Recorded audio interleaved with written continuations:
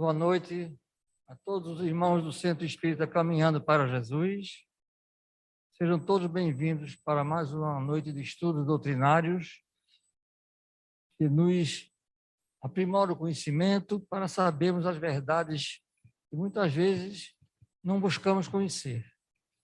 Nesta noite vamos ter nosso irmão Calixto, que vai nos trazer a mensagem de inconvenientes e perigos da mediunidade. É um assunto muito bom para quem está envolvido com a doutrina dos espíritos, já que a mediunidade é uma faculdade de todo ser humano. É bom que a gente saiba o porquê e como ela pode acontecer.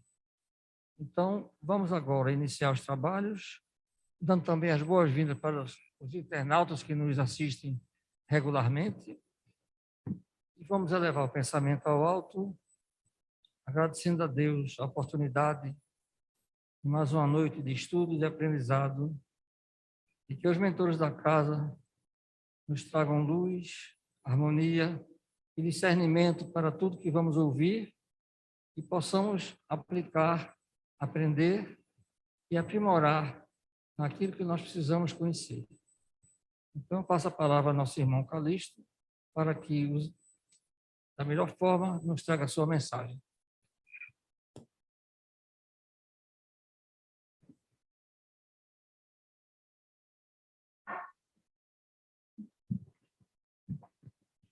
Amigos, boa noite. Em nome de Deus, em nome de Jesus, estamos iniciando mais um dia de trabalho. Esperamos que comecemos e terminemos num clima de muita paz. Ao contrário de alguns locais onde a paz não está tão reinante, mas a gente sabe que tudo que acontece tem o olhar de Deus e nada acontece sem que tenha um motivo que nós não alcançamos naquele momento. Então, vamos iniciar nessa noite falando sobre um assunto que interessa principalmente a nós que estamos numa casa espírita. Militamos uma doutrina onde, desde que surgiu o mundo, que ela é massacrada. O espiritismo, lá fora, só se fala pelos aspectos mais terríveis, né? Colocando na mente das pessoas que aquilo ali não é uma coisa que preste. E já na época de Kardec, parece que na Revista Espírita de 1866, ele contou lá uma história, um fato, que numa cidade, me parece cidade da França, um membro da igreja tinha aconselhado lá uma cidade que não recebessem esmolas nem nada de espíritas, porque aquilo ali era coisa do demônio. E nessa mesma revista ele conta que tem outro membro da Igreja Católica que dizia lá para os seus súditos o seguinte: é preferível ser ateu a caminhar para Deus pela orientação do Espiritismo. Então a gente vê que o negócio de longe é bem direcionado no sentido de difamar a doutrina espírita. E será que realmente faz medo o espiritismo? A gente sabe que tem gente que não passa nem na frente de um centro espírita. E eu conheço gente que não passa na frente de um centro espírita. Há também quem passe, mas jamais vai entrar. Quantos trabalhadores aqui, principalmente senhoras, que por diversos meses e até anos vinham com os seus maridos e os maridos ficam lá de fora. Vinham as mulheres pela necessidade. Porque chega um ponto, nós vamos ver daqui a pouco, que tem que procurar uma casa espírita. Mas os maridos ficavam lá fora. Alguns deles hoje são espíritas e olham para trás e, puxa vida, eu chegava aqui, ficava lá fora com medo, né? Então, entrar numa casa espírita não é nada de outro mundo. Embora tem quem não entre. A gente aqui mesmo, só para dar um exemplo, a gente fez uma pequena melhoria nos banheiros e começamos com um pedreiro, daqui a pouco ele sentiu não sei o que na junta. Não, vou sair, não quero mais. Se adulou esse homem, postou, não, você vai para casa, quando desliga bom, não, não, não, parece uma criança. Aí, resultado, deixou a obra. Aí a pessoa encarregada de arrumar outro pedreiro, arrumou outro pedreiro. Vamos olhar, vamos. Veio aqui. Entrou, disse aí, olha, tá bom, amanhã eu começo. 20 minutos depois o telefone, olha, procure outro que eu não vou. Mas por quê? Está lá o nome Jesus desse tamanho, o J desse tamanho, mas o cara certamente olhou assim, tá doido. Quando comentou em casa aqui, ela não sei, você é doido. Então foi. Uma vez foi chamado uma pessoa para fazer um serviço aqui, e ele veio olhar o serviço. Quando chegou, disse, estou voltando daqui. Por quê? Não trabalho para Satanás. Quer dizer, isso aqui, não parece nem muito longe. Comigo não acontece pelo seguinte, que é quando eu vou chamar qualquer coisa, eu digo, olha, me responda, é no centro espírita, você vai? Vou. Por quê? Não, porque dizem que é casa de Satanás, então eu estou logo dizendo, e aí eles vêm, né? Teve até uns que vieram aqui, aí chegou ali, nesse tempo a gente tinha vários cartazes, aí daqui a pouco tinha um lá olhando, disse, ó, esse aí é o Allan Kardec? É ele mesmo. Aí teve outro que perguntou assim, ó, como é que vocês fazem para chamar espírito? Não precisa chamar, não, eles vêm sem ser chamados. Então, é a ignorância danada. Então, na realidade, há esse grande medo de casa espírita. Mas, na realidade, qual é o vilão da casa espírita? Que a gente aqui vem e fala de Deus, fala de Jesus. A gente não vive falando de Satanás, a não ser a título de exemplo para mostrar que não é o Satanás. Mas o grande problema é que existe no seu trabalho um palavrão chamado mediunidade. Como se fosse assim o vilão da história. E aí muita gente foge, inclusive tem gente que também não quer saber de assunto com frequentador de casa espírita. Não tem mais essa. Se você é um espírita, pode acontecer de alguém cortar a amizade com você simplesmente porque você é espírita. Olha, lá pertinho daquele lado ali, é metido nessas coisas, eu não quero me contaminar.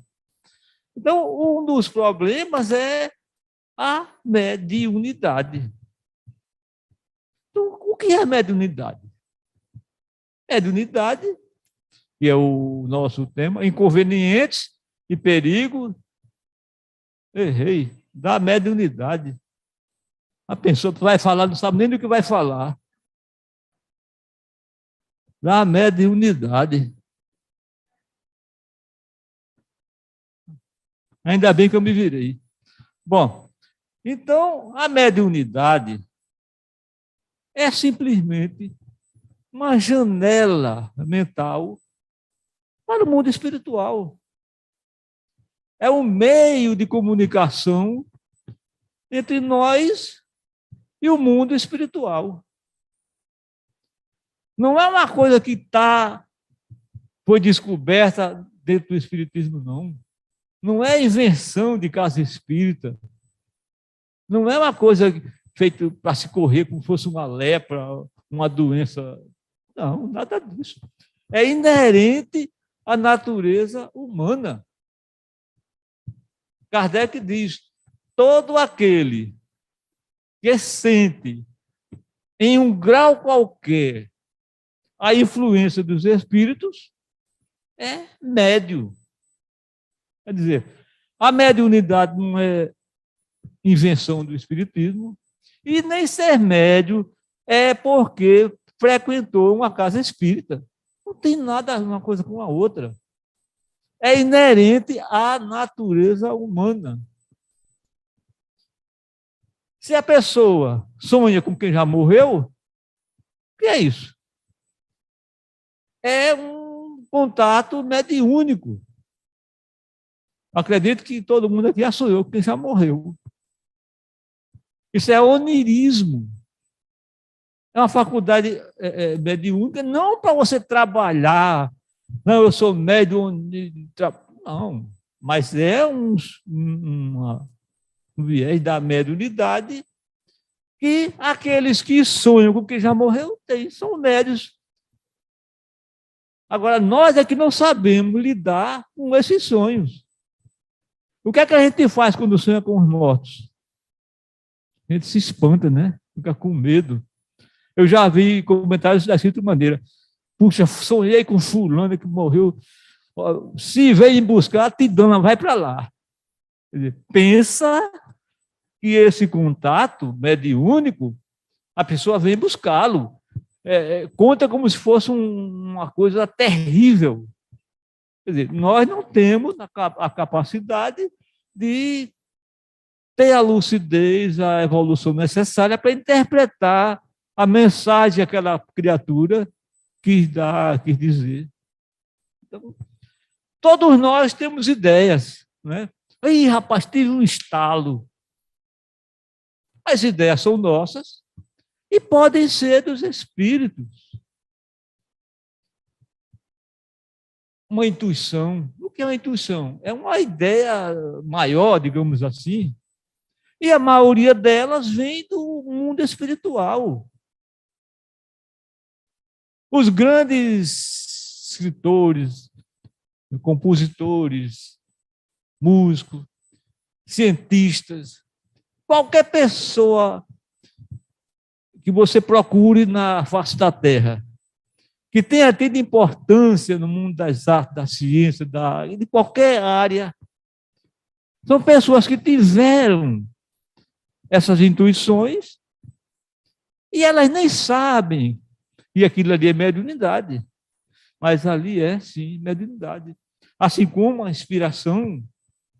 Ou seja, a mediunidade acaba sendo o quê? Um meio de evolução da própria natureza. Se não fosse a mediunidade, acredito que ninguém tinha inventado ainda a roda.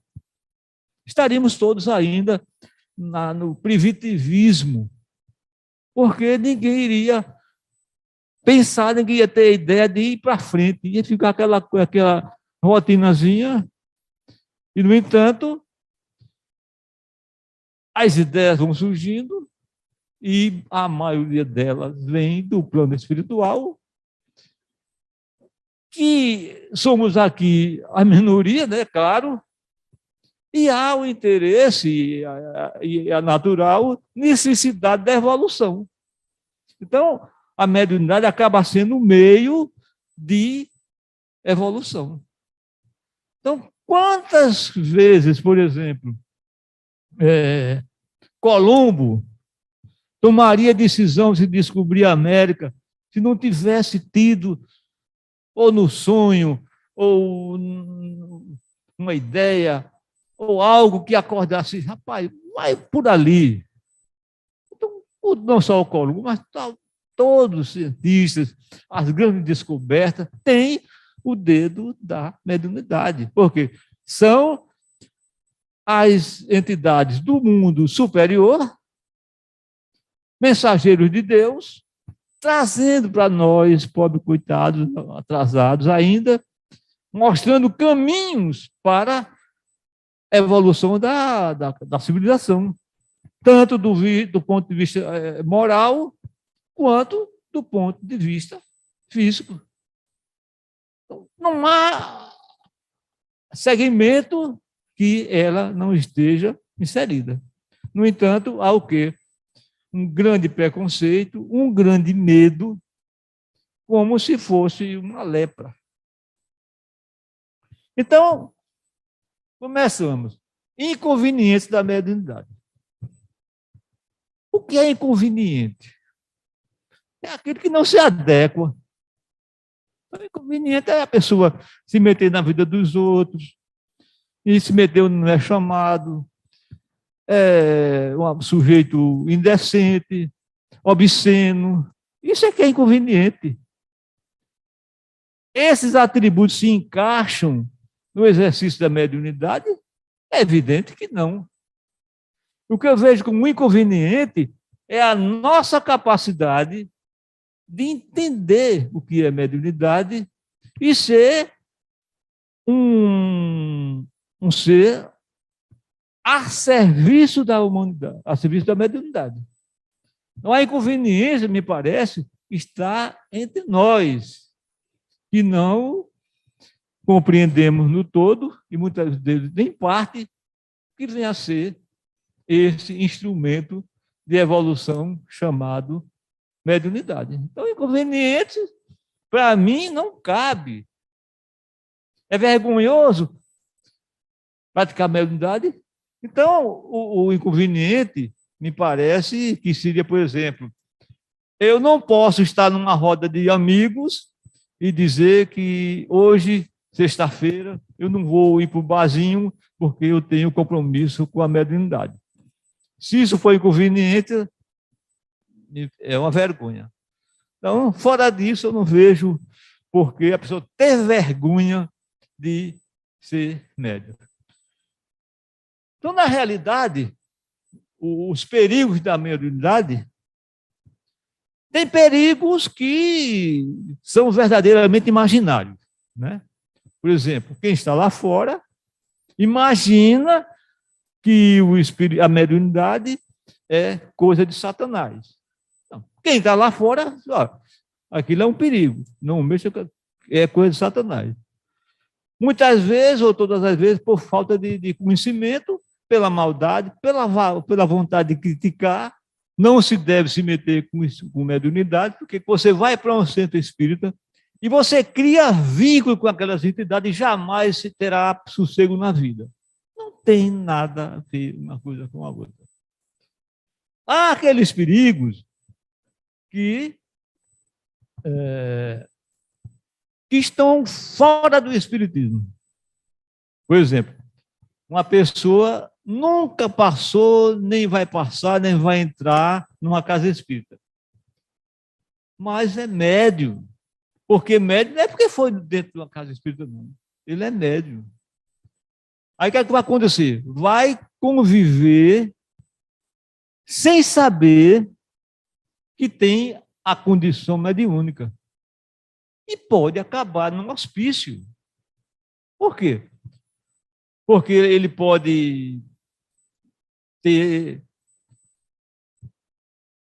que incorporar ou receber de forma mais lúcida, mais arrochada, em qualquer lugar. E o que é que vão dizer? Que está doente, que está ficando doido, daqui a pouco está visitando um psiquiatra, daqui a pouco está no comprimido, daqui a pouco está no hospital, daqui a pouco está internado. Daqui a pouco pode virar louco. Por quê? Uma mediunidade que ele ignora, não tem culpa, mas ignora, e muitas vezes o seu meio onde ele vive é um meio, evidentemente, alheio ou avesso ao espiritismo, e jamais vai admitir que aquela pessoa tem ali mediunidade nada mais. Uma outra forma é pessoas que têm essa mediunidade, sabem que são médiuns, mas ignora. E aí pode ter o mesmo caminho. Muitas delas, quando a dor aperta, que procuram, evidentemente, um centro espírita. Os perigos reais existem. Porque tudo na vida tem perigo. A gente está aqui, mas de repente vem um avião, pode cair e levar todos nós. A gente não está seguro de nada, em nenhum lugar do mundo. Então, os perigos da mediunidade. Por exemplo, crianças. Criança, a gente sabe que até a idade de 8, 10 anos, ela está mais no mundo espiritual do que no mundo físico. São médios naturais. Vê espírito, brinca com o espírito, conversa. Entretanto, tem famílias que não sabem conviver com aquilo ali. E, de repente, pega aquela criança, ao invés de conviver com aquela mediunidade de forma natural. Eu estou vendo, como é que é e tal. Esperando a idade madura para poder dar àquele filho a oportunidade de trabalho. Não. Vai querer, em desespero, levar aquele filho para um padre, para o padre dar umas bênçãos, leva para um pastor. Muitas vezes leva para um centro espírita, se não for um centro espírita sério, vai querer que aquela criança desenvolva a mediunidade. E aí esculhambou tudo. Porque uma criança não tem condições de estar desenvolvendo e praticando a mediunidade como se fosse um adulto. Por quê? É uma criança.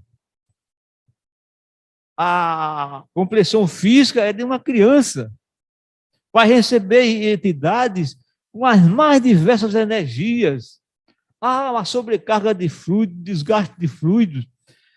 Vai lidar com assuntos que a criança não vai saber traduzir, não vai saber conviver com aquelas informações. Ou seja, essa criança vai ser prejudicada, não só naquela fase, daí para frente vai ser uma criança, pode até ficar um pouco doente. Então, criança, se é médio, deixa levar uma... Tá, meu filho, como é naturalmente. Ninguém vai pedir, não, você não pode, nem que é demônio, não. Deixa a criança crescer, vendo o espírito, porque aquilo ali, com o tempo, vai desaparecendo. Se ela tiver um potencial de trabalho, lá na frente vai desabrochando e ela vai, evidentemente, se adequando. Não há necessidade de ter a carteira 21 anos para que seja a hora de praticar ou desenvolver. O importante é o quê? É a condição física.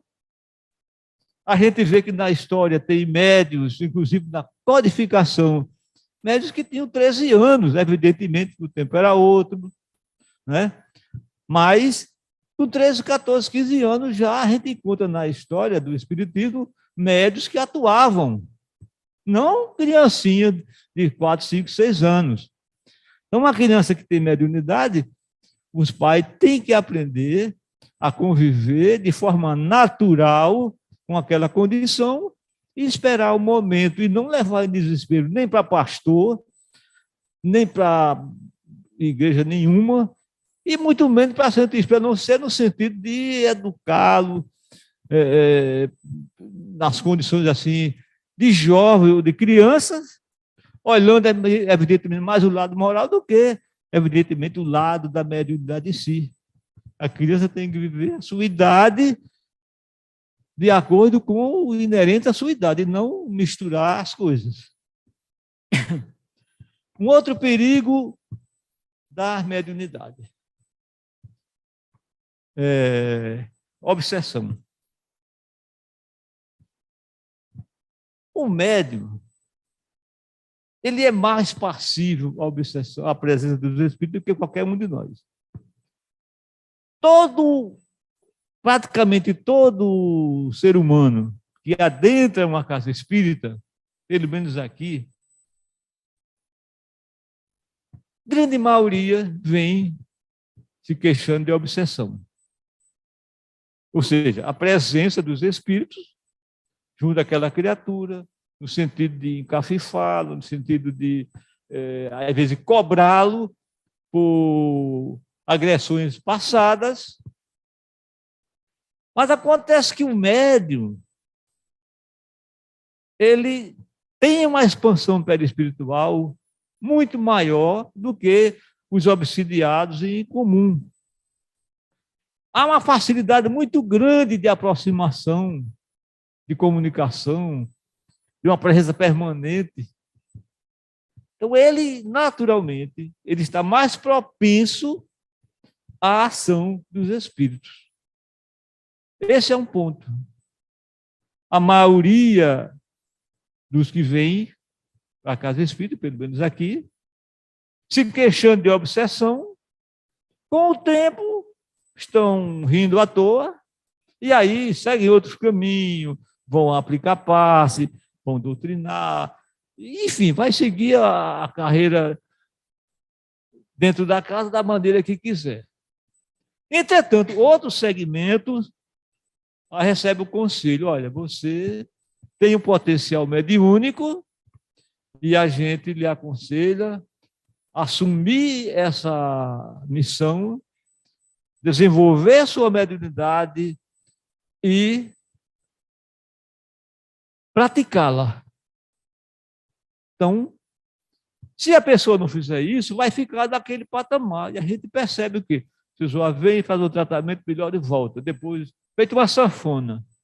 Por quê? A ação dos espíritos sobre nós é constante.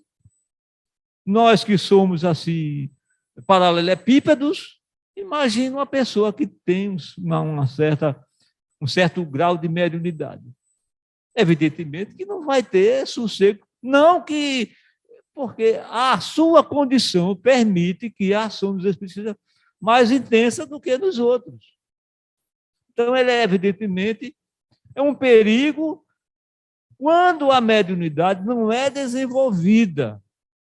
Desenvolvida, ele passa, ou ela passa, a conviver com essa ação permanente, mas não é motivo de sofrimento, nem de dor, nem de desespero, porque a pessoa aprende o que é mediunidade, sabe o que é, e não tem a questão de temer.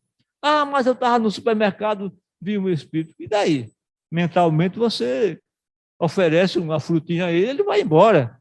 Ah, mas eu estava cortando meu cabelo, de repente chegou um. E daí?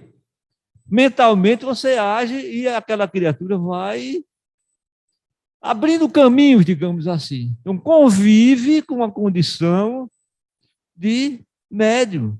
A única diferença é que ele vê ou sente com mais intensidade do que nós que não somos médios. Quem não é médio não quer dizer que esteja sozinho, ninguém está sozinho. Nós estamos cercados de muitos amigos, bons amigos e amigos que querem nos derrubar. Então, esse é um lado da obsessão que é um perigo da mediunidade. Mas, às vezes, a pessoa é um médium, compreende tudo aquilo, exerce a sua função, assume a sua missão de médium, mas se embriaga pelo elogio. Aí daqui a pouco está um médium fascinado, recheado de orgulho, e aí pronto, é uma presa fácil para as obsessões. E aí vão cuidar dele para que ele seja um fascinado. E aí ele vai ser aquele médium que vai se julgar o mais importante e o mais belo de todos, e, evidentemente, num ambiente onde alguém quer se sobressair, muitas vezes demasiadamente, termina aquele grupo sendo rachado, aquele grupo se desfaz, enfim. É um dos perigos que toda casa espírita enfrenta nos seus trabalhos, principalmente na mediunidade, que é o trabalho mais visado, que é um trabalho que reeduca não só os que estão vivos, entre aspas, encarnados, como desencarnados, e as entidades da Terra não têm nenhum interesse no progresso moral de ninguém. Então, é um ambiente, o setor da mediunidade é o mais visado dentro de uma casa espírita. Um outro perigo da mediunidade: brincar de mediunidade. Tem gente que pratica mediunidade em casa. Não que não se possa trabalhar como médium em casa. Tem lares que são evidentemente verdadeiros santuários. Mas dependendo do lar, dependendo da intenção com que se vai fazer um trabalho mediúnico, aquilo pode gerar uma confusão dos diabos. Porque qual é a proteção espiritual que vai ter ali? Qual é o objetivo daquela reunião? Aquela reunião é com base em quê? Então, se for simplesmente com a curiosidade, muitas vezes, vamos ver se vamos invocar fulano de tal, às vezes uma pessoa importante, ou um gaiato qualquer, e pode se apresentar uma figura de se fazendo pelo importante ou pelo gaiato, e daqui a pouco aquilo ali vira um desequilíbrio que muitas vezes ninguém segura. Eu não vivia aqui no Caminhando, foi nos anos 80 baixo, mas de uma brincadeira dessa chegou aqui uma criatura praticamente doente e passou. Houve um trabalho aqui, os médicos reunidos para atender essa criatura quase 3 horas. E a pessoa saiu daqui direto para o hospital. Fazia 3 dias que a pessoa estava incorporada, mediante um trabalho de mediunidade, sem controle, sem base, sem coisa nenhuma. Uma brincadeira. Então, evidentemente, é um negócio gratificante, mas é preciso se fazer com muita segurança.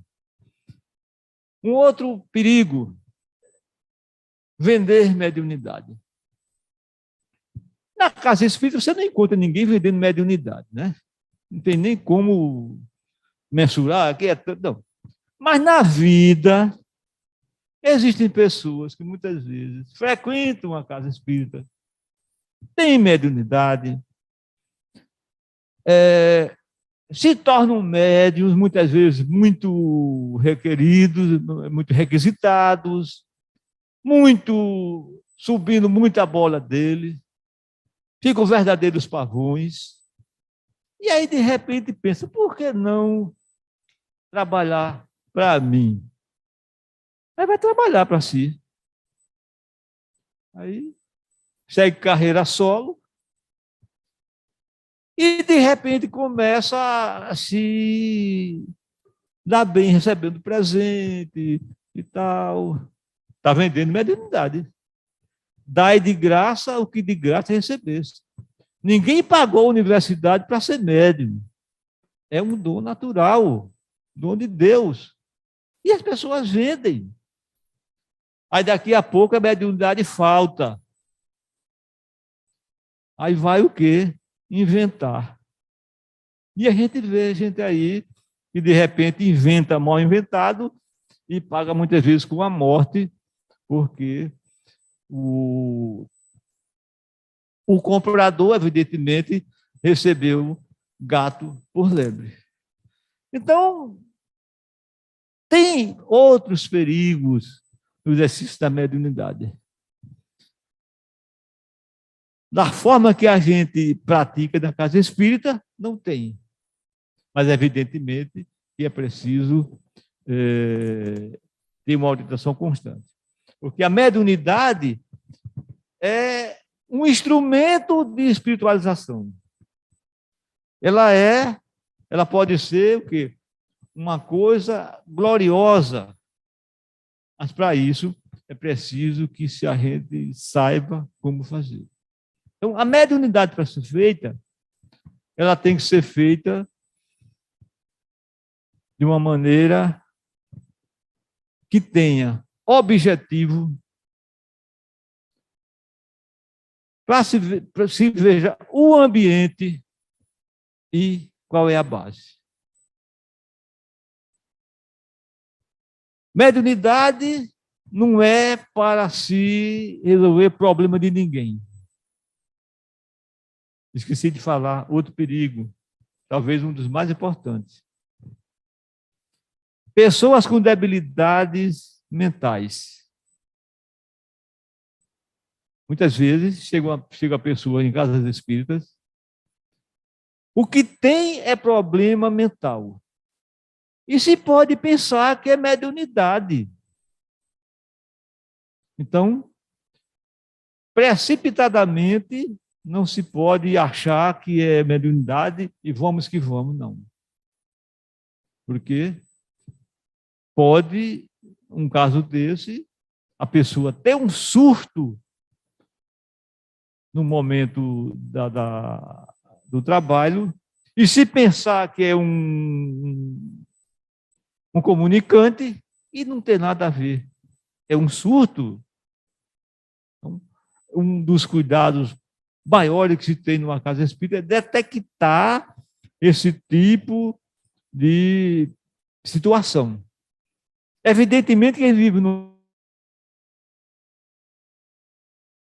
Você não pode estar, digamos, chega uma pessoa, olha, você toma remédio, você não pode entrar demais, a ponto de saber se a pessoa tem isso, tem aquilo, e toma remédio controlado, se não toma, porque talvez entenda que está entrando na intimidade. Mas no dia a dia se sabe, na convivência você sabe. Então, não adianta pressa, nem achar que uma pessoa com problemas mentais, ela desenvolvendo a mediunidade, aquilo vai melhorar. Não. Ela vai levar para a mesa mediúnica o seu desequilíbrio. E quando você desenvolve o desequilíbrio, melhora o desequilíbrio. E não vai encontrar equilíbrio. O primeiro lugar que tem que se fazer é o quê? Tratamento. Infelizmente, há tipos de doenças mentais que você tem que conviver com aquilo ali. Então, a pessoa assim não pode, evidentemente, mesmo que deseje, ser um médium. Não, digamos assim, um médium para trabalhar com o público, digamos assim. Se a pessoa tem seu desequilíbrio, mas que recebe ideia, pronto, escreve um livro, vai ser um sucesso, né? Tem uma inspiração, cria alguma coisa. Agora, trabalhar na mediunidade de psicofonia, recebendo entidades que vão influenciar, se apossar, interferir na sua mente. Numa mente que está desequilibrada, doente, não pode ter bom resultado. Então, é uma das grandes problemas da casa espírita, é filtrar essas condições para que, de repente, você não seja surpreendido com situações que, muitas vezes, são inseguráveis. Porque você vai dar aquela condição à pessoa quando ela não tem a menor condições de, evidentemente, suportar uma carga energética de, às vezes, uma criatura do mundo espiritual igualmente desequilibrada. E, nesse momento, obsessores não faltam para que toque fogo onde tem gasolina. Então, esse é um outro ponto de grande perigo para o exercício da mediunidade. Mas a mediunidade gloriosa, voltando, é aquela que a gente tem que fazer com um objetivo. Tomando como exemplo as casas espíritas. Qual é o objetivo da mediunidade dentro das casas espíritas? O esclarecimento aos consulentes que estão encarnados, àqueles que estão desencarnados, que se comunicam, que na sua maioria são obsessores, doentes, necessitados. Ninguém recebe aqui escritores, doutores, ninguém nunca teve um livro aqui escrito no Caminhando para Jesus, porque não são essas criaturas que vêm da comunicação. Quem vem se comunicar no nosso trabalho, espírito cheio de ódio, de raiva, rancor, querendo quebrar tudo, enciumado, queixoso pelo mal que recebeu no passado. É esse público do mundo invisível que chega na nossa casa. E aí, o objetivo do nosso trabalho, e de toda a casa séria, é servir tanto a quem está passando na mesa, que é o encarnado, como aqueles que estão desencarnados, estão se comunicando, que são, às vezes, mais necessitados do que aqueles que estão passando na mesa. Porque quem está passando na mesa está sofrendo, e o outro está fazendo mal. Então, quem é que está mais doente? Quem está fazendo mal. Esse é o objetivo nobre, fazer o bem. Se a pessoa passa na mesa 500 vezes e continua a mesma coisa, não é o problema do trabalho, não é o trabalho que é fraco, é a pessoa que deve ter muitos obsessores, a dívida é muito grande, ou os descuidos naturais da vida. Muitas vezes, está numa casa espírita fazendo um tratamento, mas não esquece o cigarro, não esquece o barzinho, não esquece a fofoca, não esquece, enfim, aquelas coisas gostosas da vida, onde há focos de entidade igualmente daquele mesmo nível, e você está sempre arranjando mais um companheiro para a sua vida diária. Não é a culpa do trabalho. O trabalho que está implantado tem o objetivo nobre, o objetivo de servir. Outro fator é o ambiente. Como disse, pode ser em casa, desde que seja uma casa. Tem casas por aí que você chegar e tiver a condição mediúnica, tiver a evidência, você vai ver a casa pintada de preto. Por quê? O ambiente fluidicamente é escuro. Pelo que se pensa, pelo que se faz, pelo que se diz, pelo que se planeja, pelas entidades ali presentes. Então, mentalmente, aquele ambiente é negro. A casa pode ser bonita, ser toda no mármore. No entanto, as mentes sujam, seja lá qual for o tipo de revestimento que estiver. Mas tem casas simples, barracos de zinco, onde são verdadeiros fachos de luz. Num ambiente desse, pode-se fazer a mediunidade.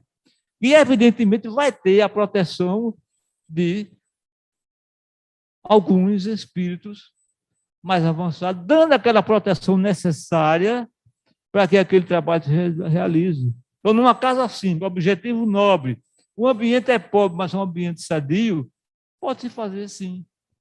Mas o ambiente ideal é numa casa espírita, onde a gente sabe que tem permanentemente uma equipe espiritual que nem deixa o ambiente. Eu acho até que nesses 2 anos de ausência, eles estão aqui. Porque tem vínculos com o ambiente. Então, há uma proteção espiritual em todo o trabalho da casa espírita. Evidentemente, se essa casa espírita merecer essa proteção. Se, de repente, o centro do espírito se destrambelhar moralmente, essa proteção se afasta, fica só olhando de longe o que é que vai acontecer. Então, mas, em tese, o ambiente da casa espírita, evidentemente com os cuidados, as recomendações que são de praxe, é um ambiente ideal para a prática e exercício da mediunidade. Por quê? Não só a equipe espiritual, como também os que estão envolvidos, tanto médios como doutrinadores, têm uma educação relativa sobre o assunto, sabe como lidar com as diversas e possíveis situações, e não há, assim, um risco maior de aquele trabalho virar um circo. Por quê? Aquelas criaturas, mesmo tendo um conhecimento apenas relativo, tem o merecimento de receber as intuições da equipe espiritual, para que possa, naquele momento, principalmente nos doutrinadores, de esclarecer, encontrar a melhor palavra, encontrar meios de detectar qual é o problema, enfim, aquela ajuda invisível é onde entra a intuição.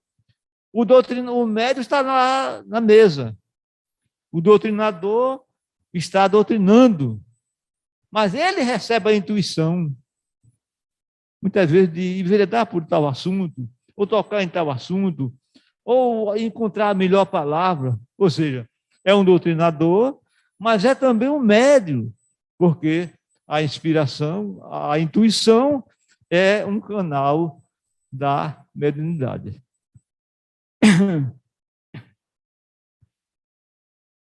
E o outro fator é a base.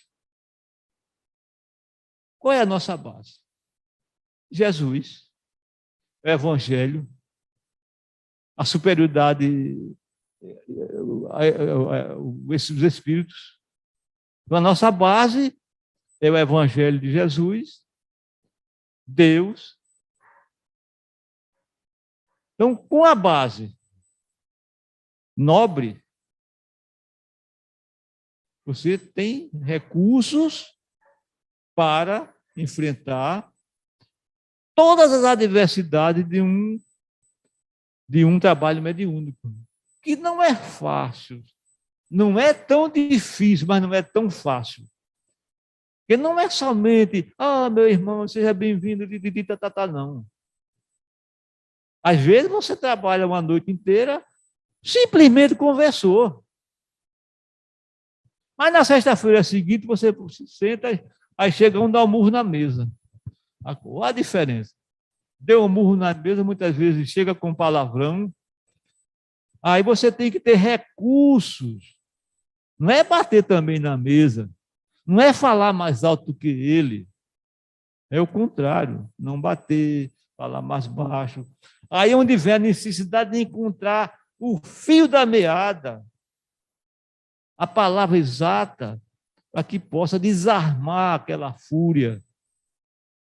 Então, essa intuição só tem aquele que se preparou para o trabalho e tem o merecimento. Pode acontecer até de uma pessoa estar numa sala mediúnica e lhe ser tirado o tapete. Simplesmente ele se enrolar numa doutrinação, não sair do lugar, haver um pequeno escândalo, chamar a atenção dos demais, ele fica desconcertado. Por trás tem o quê? Tem um puxão de orelha. Muitas vezes uma pessoa que faz uma coisa, mas diz outra. Prega uma coisa e diz outra. Não merecia estar ali. Não tem condições morais de dizer o que está dizendo. E a espiritualidade não está lá só para puxar o saco, para ajudar, não. Está também para corrigir.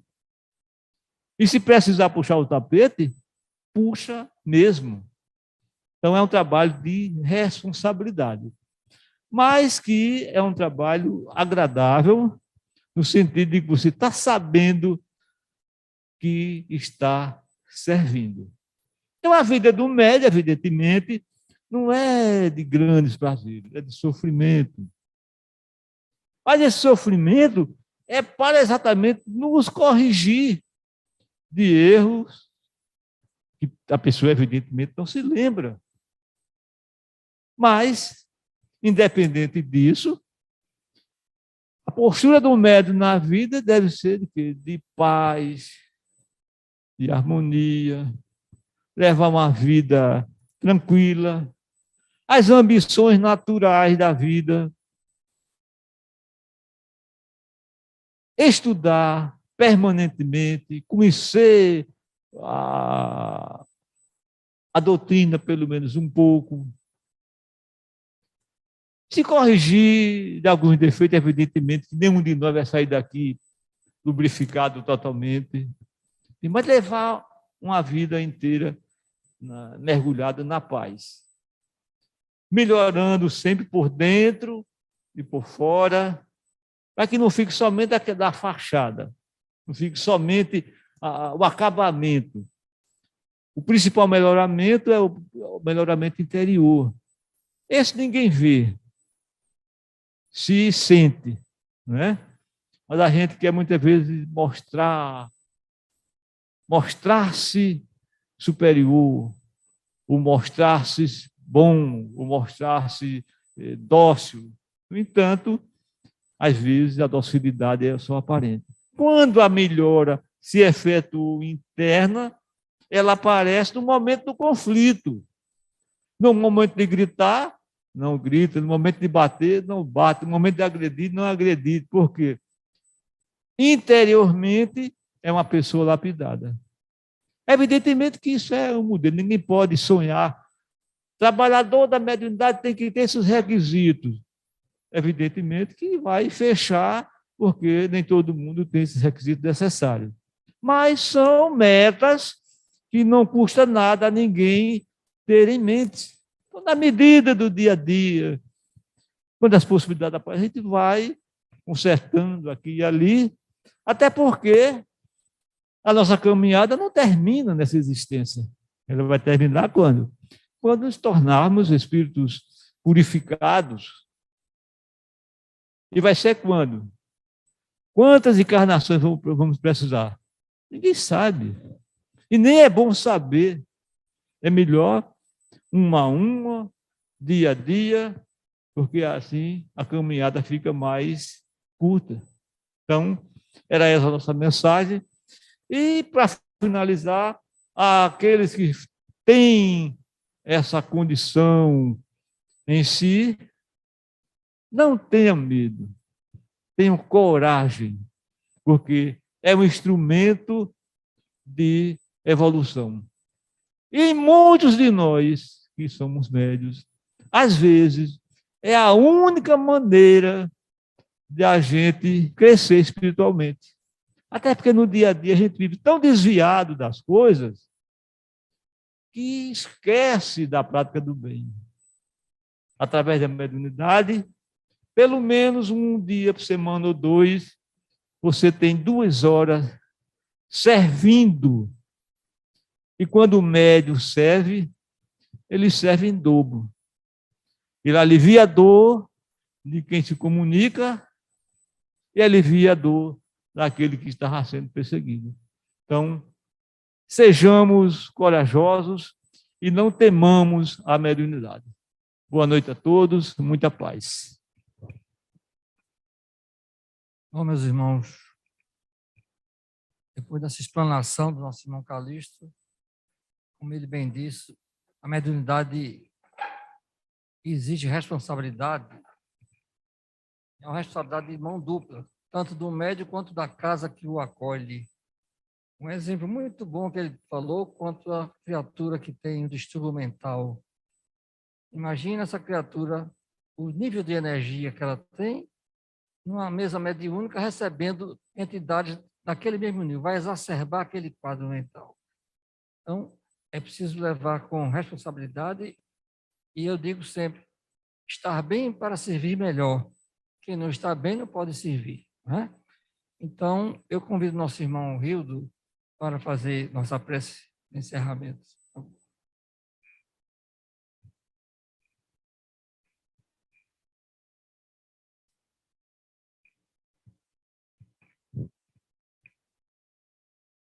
Queridos irmãos e amigos, vamos elevar o nosso pensamento. Vamos pensar em Jesus num momento muito divino. Pensemos naquele jardim lindo, embaixo de uma fruteira, Jesus chegando próximo a nós neste momento, estendendo a mão tão deliciosa e carinhosa, aliviando nossos compromissos, nossas obrigações. Jesus amado, aqui estamos em teu nome, pedimos, Senhor, proteção divina. Pedimos também, Senhor, muita paz, muita tranquilidade nesse momento tão difícil que a humanidade passa e que sejamos humildes o suficiente para saber e conhecermos a nossa capacidade.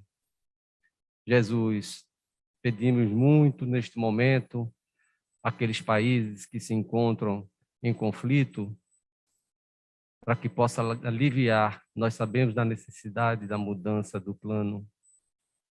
E assim, Jesus amado, em teu santo nome, em teu santo divino coração, passa a palavra ao nosso irmão Luiz, que está à frente dos trabalhos da noite de hoje, que possa dar por encerrado. Que assim seja. Meus irmãos, mantenham-se em harmonia para o segundo horário do passe. Muita paz.